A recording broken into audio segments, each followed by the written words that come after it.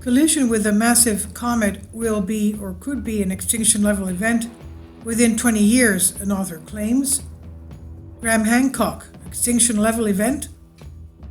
He believes that it could be within the next 20 years. Earth faces, he says, a collision with the remnants of a comet big enough to end all life as we know it, according to the author of Magician of the Gods, Graham Hancock. And this is what he claims. Within 20 years, a comet big enough to end life as we know it will hit Earth. This is view of author Graham Hancock, who says it will trigger epic floods. He says 200 ancient myths tell of a human civilization brought to end by fire, and he argues scientific evidence now indicates these are based on hard facts. And we have a lot of scars on Earth from asteroid and comet impacts.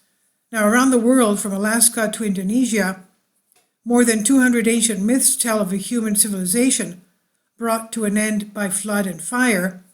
Compelling scientific evidence, which began to emerge only in 2007, indicates that these stories, such as the tale of Noah's Ark, are based on fact. A cataclysm rocked our planet about 13,000 years ago. That was the Clovis Comet, the younger Dryas, causing mass extinction of large animals such as the mammoth and sloth bears, and all but wiped out our own race. The entire episode in the human story was rubbed out, a chapter not of unsophisticated hunter-gatherers but of advanced technology. All the signs are the remnants of the civilization struggled on, sustained by a few individuals who knew the secrets of the former age. To their primitive contemporaries, it appears that they possessed magical holy powers, that they were what I call the magicians of the gods.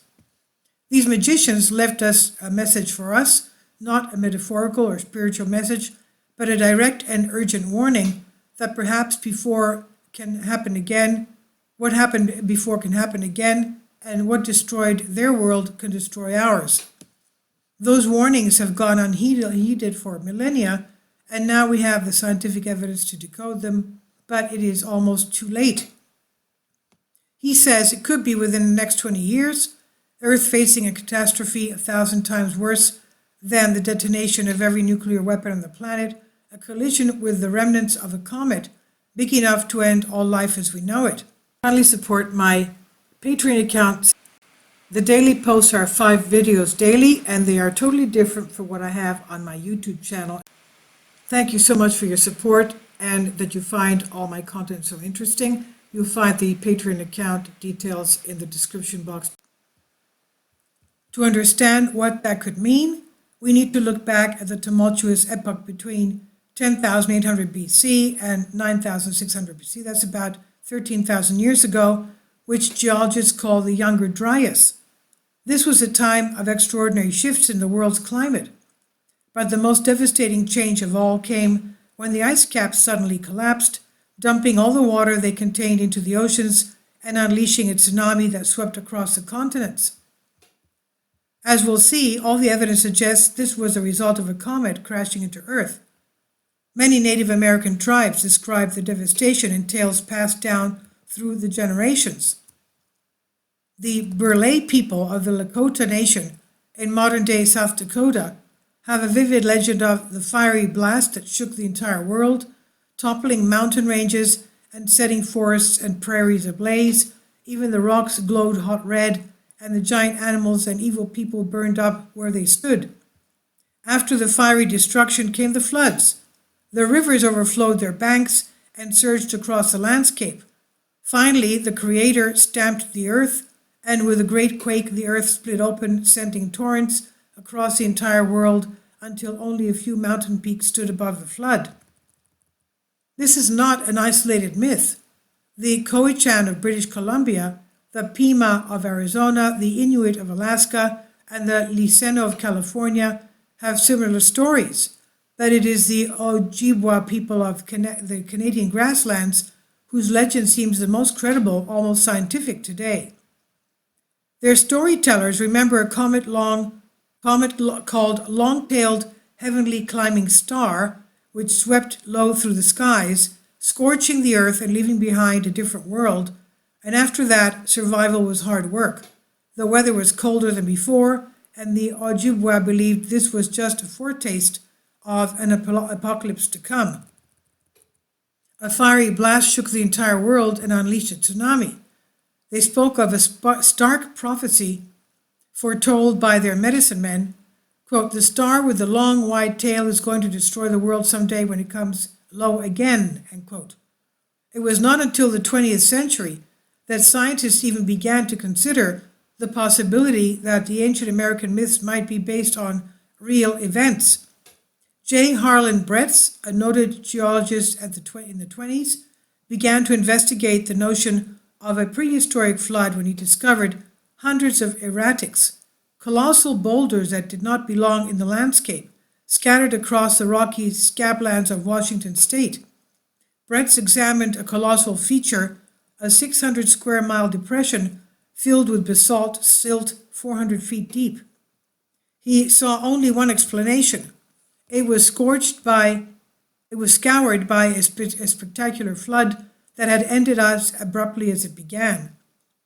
Amateur geologist Randall Carlson has taken up Brett's work, and he took me to Dry Falls in Grant County, Washington, to see the most spectacular evidence of the deluge. The waterless falls are on the Grand Coulee, a sheer-sided gash, hundreds of feet deep and almost 60 miles long, which looks as though the hand of God had seized a chisel and ripped it along the landscape. This chisel was not made of metal, but of immense quantities of turbulent, debris-laden water that flowed for just a few weeks. In all directions across the prairie, it has left millions of jagged basalt boulders, some no bigger than a football, others the size of a family car. Dry Falls itself is close to 3 times higher than Niagara and around 6 times as wide. The waters 12,800 years ago that carved out this vast cliff, Randall says, were more like a slurry of thick mud. There's whole forests torn up by their roots roiling around in it, and fleets of icebergs jostling on the surface, and this whole mess is plucking blocks out of the basalt bedrock, dragging them into the torrent and sweeping them downstream. It might have been the biggest flood, but it was far from the only one. Oceans of ice melt had been unleashed around the world. And like me, Randall believes the most probable explanation for this deluge, literally of biblical proportions, was a comet impact, just as the Ojibwa described. A giant comet traveling on an orbit that took it through the inner solar system, broke up into fragments, and some of these, including up to 4 objects more than a mile wide, smashed into the Cordilleran and Laurentide ice caps covering North America 10,800 years ago, BC, that's 13,000 years ago. The heat of these monster meteorites melted the ice, but they also threw vast clouds of dust and sooty smoke into the upper atmosphere, blotting out the sun. That sent temperatures plunging across the Earth and initiated a new ice age that lasted 1,200 years. This is not mere speculation and hypothesis. In September 2014, the Journal of Geology presented a mass of evidence confirming the copious presence of so-called nanodiamonds in samples from the Younger Dryas boundary layer. The boundary layer is a deposit laid down by the geological event. It can be seen, for instance, as a stratum in rock. Nanodiamonds are microscopic gems that form under rare conditions of great shock, pressure, and heat, and are recognized as signs of powerful impacts by comets and asteroids. The big question was not whether there had been a comet strike 12,800 years ago, but why there was no crater. The explanation is simple. While smaller, low-density particles of the comet would have exploded in the atmosphere, the large fragments hit the 2-mile ice caps. The craters they left simply melted away at the end of the ice age. That long winter is remembered in many legends and sacred texts. The Zoroastrian religion in the Near East, for example, speaks of a fierce, foul frost and a fatal winter inflicted on the whole earth by an evil spirit who made the world as dark as midday, and though it were dark night. On the other side of the world, the ancient Quiche Maya people in Guatemala spoke of a flood which, with much hail, black rain, and mist, mist and indescribable cold. But the text also tells of the leaders who arrived in the wake of the disaster, armed with exceptional knowledge. These are the people I call the magicians of the gods. They understood how to construct buildings on a grand scale, how to organize and govern, and how to engineer tools of remarkable sophistication. Some of the technology they describe appears to rival modern electronic wizardry. Temperatures plunged, starting a new ice age. The Zoroastrian wise man Huma a man named Huma was said to possess a miraculous cup in which he could see anything that was happening anywhere in the world, and a jeweled glass chariot that could fly. In other words, he had an aircraft. In carvings uncovered in ancient sites as far-flung as Turkey and Mexico, these wise men are depicted in strangely similar costumes. They are bearded men holding a bag or a bucket with a curved handle, with the heads of birds or fish. The Babylonian priest Berosus, writing in the 3rd century BC, described a mythical figure who arrived in Mesopotamia. His name was Oannes, and he had a whole body of a fish, but underneath and attached to the head of the fish there was another head, a human head, and joined to the tail of the fish were feet like those of a man, and it had a human voice. That sounds very much as if Oannes was a human being wearing an elaborate fish costume that might have been holy robes or merely a piece of showmanship. At the semi-subterranean temple of Tiwanaku in western Bolivia, South America, similar shamanic figures are depicted wearing garments from the waist down patterned in fish scales. Experts disagree over the age of these carvings, but they do also show animals that appear to be toxodonts, that's gigantic rhino-like animals that became extinct around 12,000 years ago. The magicians of the gods, it seems, roamed all over the world. In the Middle East, Oannes was accompanied by 7 sages who are repeatedly described as conjurers, sorcerers, warlocks, and magicians who were masters of chemistry and medicine and who understood carpentry, stone cutting, and metal working. Magicians such as these also turned up in Egypt at the same time. At the temple of Horus in the Egyptian city of Edfu, inscriptions known as the Edfu text described godlike beings who were refugees from a sacred island that was destroyed by flood and fire. Could these be Atlanteans? Now their home, the mansions of the gods, was utterly destroyed and their civilization wiped out, but a few survivors had luckily been at sea when the disaster struck. They set sail in ships to wander the world with one purpose, that's to reinvent their homeland. It sounds like the Emerald Tablets of Thoth the Atlantean. He says that a lot of Atlanteans knew that there would be a devastation, a divine justice on Atlanteans who misused their technology, and a lot of them left and set up new cities with pyramids and their technologies around the world. Anyway, going back to this, their home, the mansions of the gods, was utterly destroyed and their civilization wiped out, but a few survivors had luckily been at sea when the disaster struck. They set sail in ships to wander the world with one purpose, to reinvent their homeland. As the Edfu text records, their goal was the resurrection of the former world of the gods. The 7 sages who arrived in Egypt understood how to lay foundations and plan the construction of buildings. They were so steeped in knowledge that the primitive people who revered them believed they were wiser and more powerful than their own old gods. Arabic tradition says that the secrets of this technology were buried in the pyramids of Giza millennia later. The 9th century historian Ibn Abd el-Hakim believed the pyramids were designed not as tombs, but as places of safekeeping for books and knowledge dated to be before the Great Flood. These books contained profound sciences and the names of drugs and their uses in hertz and science of astrology, arithmetic and geometry and medicine, arms which did not rust, and glass which might be bent but not broken. That evidence of a civilization far older than Babylonian Egyptians, a civilization that was all but destroyed by a comet 12,800 years ago, has long been lost. But there are other historic sites, just as breathtaking as the pyramids, but much less known. Nothing less than interplanetary hand grenade. One is Gobekli Tepe, which literally means potbelly hill in Turkey.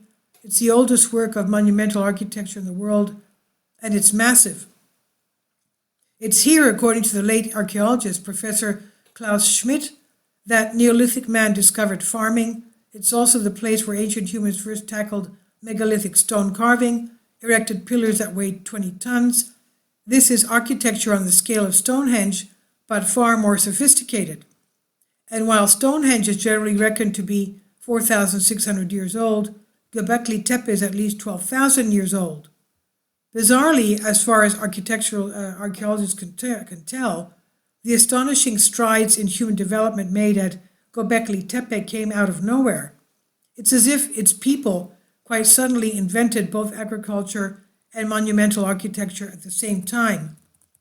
And now it seems unthinkable that primitive hunter-gatherers could suddenly dream up all the technology and know-how required without any process of experimentation. Surely Göbekli Tepe is powerful evidence of knowledge imparted by a prior civilization, but the site is also significant for a far more ominous reason. Complex zodiac signs are inscribed on one of its limestone pillars, incorporating astronomical data supposedly not discovered until thousands of years later. Even more puzzling is the position of the stars, not quite where they would have been in the sky 12,000 years ago, but exactly where they are today.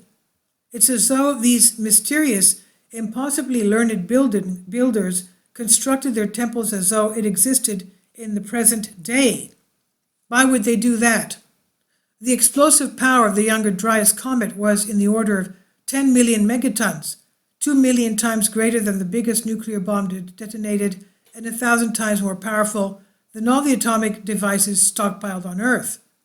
But when the Earth emerged from the path of the comet's debris stream 12,800 years ago, that was not the end of the story.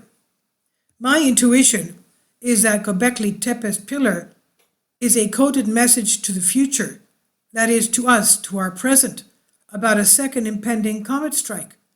As long ago as 1990, well before the discovery of physical evidence that proved the younger Dryas ice age was caused by comet fragments colliding with Earth, two far-sighted British scientists were sounding the alarm.